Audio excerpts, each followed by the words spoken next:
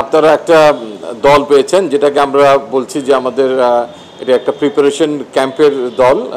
Basically Zimbabwe সফরের আগেই দলটা আমরা ঘোষণা করলাম, কারণ কালকে আমাদের একটা মিটিংও ছিল এবং আগের সূত্র ধরেও যদি বলি তো আসলে আমরা প্রিপারেশনের জন্য খুব একটা সময় সবসময় পাই না। সেটা দ্বিপাক্ষিক সিরিজেও এই অভাব আমরা বোধ করি এবং আন্তর্জাতিক কোনো বড় গ্লোবাল টুর্নামেন্টে খেলার সময় আমরা এটা বোধ করি। তো এই একই ফরম্যাটে আমাদের জিম্বাবুয়ের সঙ্গে সামনে খেলা আছে ঘরে, তারপরে আমাদের ইউএসের সঙ্গে 3টা ম্যাচ আছে এবং তারপরে আমাদের টি-20 বিশ্বকাপে আমরা ঢুকে যাব।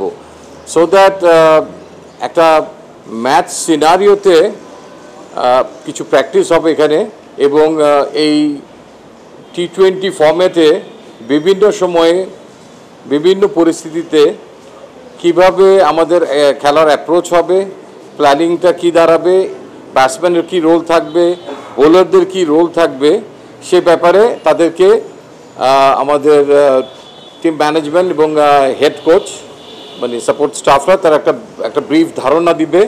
সে ব্যাপারগুলো তাদেরকে মৌখিকভাবে জানানো হবে এবং 26, 27, 28 এই 3 দিন চট্টগ্রামে সেন্টার উইকেটে ম্যাচ সিনারিওতে প্র্যাকটিসটা করা হবে এবং দেখা হবে কে কত টার্গেটের কাছাকাছি পৌঁছাতে পারছে, অথবা বোলাররাও কী কারণে ব্যর্থ হচ্ছেন কিংবা সফল হচ্ছেন, ব্যাটসম্যানরাও যদি সেই তাদের আকাঙ্ক্ষিত যে জব লোডটি দেওয়া হবে সেটা যদি করতে পারে ওয়েল অ্যান্ড গুড, কিংবা যদি সেটা না পারে তাহলে কোথায় কোথায় কারেকশন দরকার আছে। এই 3 দিনের মধ্যে অল্প একটা সময় একটা উইন্ডো বের করা গেছে আমাদের হেড কোচ এবং তার সাপোর্ট স্টাফদের নিয়ে। বেসিক্যালি এটা একটা প্ল্যান করা হয়েছে এবং 28 তারিখে এটা শেষ হবে।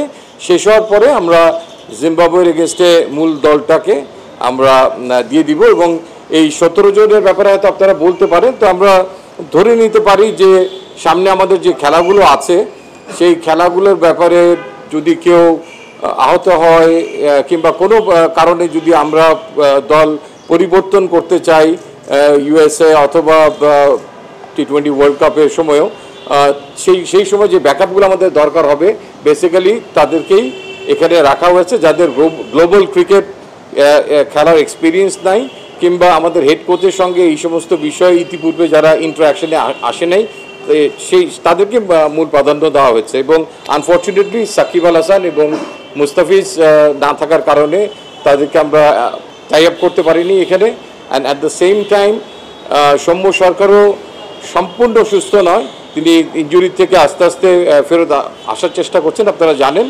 তো সেখানেও তার নিবিড় একটা পর্যবেক্ষণ হবে। আমাদের স্ট্রেংথ ট্রেনার আছেন ওখানে, আমাদের ফিজিও আছেন, তারা দেখবেন। বাট কৌশলগত দিক থেকে যে লেকচারগুলো হবে সেগুলোতে তিনি যেন পার্টিসিপেট করতে পারেন সেই জন্য তিনি দলের সঙ্গে থাকবেন। 3 জন বলতে এখানে আমি সাকিব মুস্তাফিজ, সৌম্য অলরেডি 17 জনের মধ্যে আছে 2 জন। জি স্যার, এক্সাম্পল কোনো আমার অফ স্পিনারের ইনজুরি হয় সেখানে হয়তো আমার মেহেদি মিরাজ আছে, he is not included here, he has enough knowledge about টি-20 এবং তার কোচ যে সমস্ত দিক নির্দেশনা দিবে। সো সেরকম কিছু 2-1 জন হয়তো লেফট ওভার থাকবে যাদের ঠিক প্রয়োজন নেই। বেসিক্যালি এটা প্রায়োরিটাইজ বলতে পারেন। তার সঙ্গে যোগাযোগ করা হয়েছে, যোগাযোগের আউটকাম হচ্ছে যে এই মাসের শেষ নাগাদ তিনি বাংলাদেশে আসবেন এবং বাংলাদেশে আসলে দেয়ার ইজ এ পসিবিলিটি যে ডিপিএলে তিনি 1-2 ম্যাচ ওখানে একটা খেলার সুযোগ থাকবে। তারপরে আমাদের টিম ম্যানেজমেন্টের সঙ্গে ঢুকে যাবেন তিনি, সেখানে কিছু তো ক্রিকেটিং স্কিলের প্র্যাকটিসের একটা সুযোগ থাকবে, টিম ম্যানেজমেন্ট যেভাবে চায় তিনি যেভাবে চান। তারপরে ডেফিনেটলি আমরা চাইবো যে টি-20 ম্যাচে যেহেতু 5টা ম্যাচ আছে শেষের দিকে তিনি যেন খেলার সুযোগ পান। আপনারা তো আমরা টিমটা 28 তারিখে দিব, তখনই আমার মনে হয় এটা আপনারা ক্লিয়ার হয়ে যেতে পারবেন যে তিনি কয় ম্যাচের জন্য অ্যাভেলেবেল থাকছেন এবং কয়টার জন্য অ্যাভেলেবেল থাকছেন না। ইনফ্যাক্ট আমাদের হাতে যদি 8 দিন 10 দিন সময় থাকতো তাহলে হয়তো এখানে আরও কিছু খেলোয়াড় আমরা সংযোজন করতাম, বাট আনফর্চুনেটলি মাত্র 3 দিন সময়। সো দ্যাট যারা প্রসপেক্টিভ এবং প্রায়োরিটাইজ প্লেয়ার তাদেরকে নিয়েই আসলে ক্যাম্পটা করা হচ্ছে। কিছু সাপোর্ট ফিল্ডার্স বোলার যেগুলো নেটে থাকে সেগুলো আমরা লোকালি প্রকিউর করে নেব আর কি।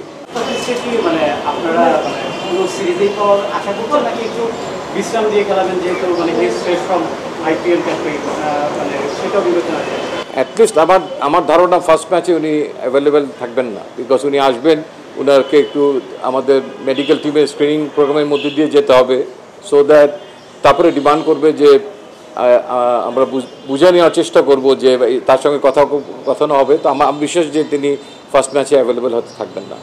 এখানে একটা জিনিস দেখেন যে আমরা সর্বোচ্চ অ্যাডভান্টেজটা নেওয়ার চেষ্টা করব। 1 তারিখের মধ্যে টিমটা জমা দেওয়া, এটা একটা আইসিসির একটা বাধ্যবাধকতা করে দেওয়া হয়েছে, যদি এটা এক্সটেন্ড করা না হয় ডেটটা।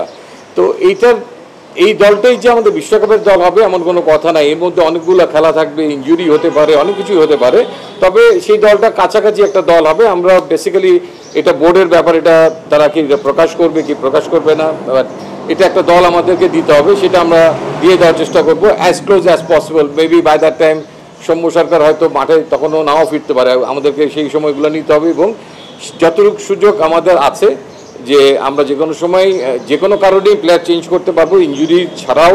তো সেই সুযোগগুলো আমরা নিব, সেগুলো হলে হয়তো তার জন্য ফর্মালি হয়তো পরে একটা ডিসকাশনের টিম ডিক্লেয়ারের একটা সুযোগ থাকবে। অফিসিয়ালি আনঅফিসিয়ালি হয়তো আমরা পাঠিয়ে দেবো, যেটা আমাদের দাপ্তরিক কাজ করার সেটার জন্য হয়তো করা হবে। ডেফিনেটলি সাইফুদ্দিন একজন উদীয়মান খেলোয়াড়, আই মিন যার ইনজুরি না হলে হয়তো তিনি আরও অনেকগুলো ইন্টারন্যাশনাল ম্যাচের এক্সপিরিয়েন্স গেইন করতে পারতেন, বাট দিন শেষে পারফরমেন্স একটা বড় ইস্যু।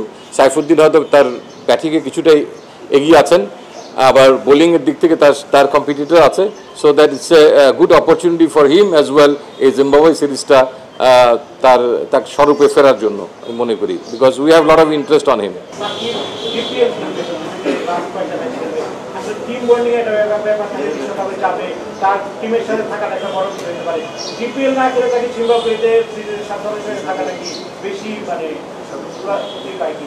যে কোনো একজন খেলোয়াড়কে একটা প্রসেসের মধ্যে দিয়ে আসতে হবে।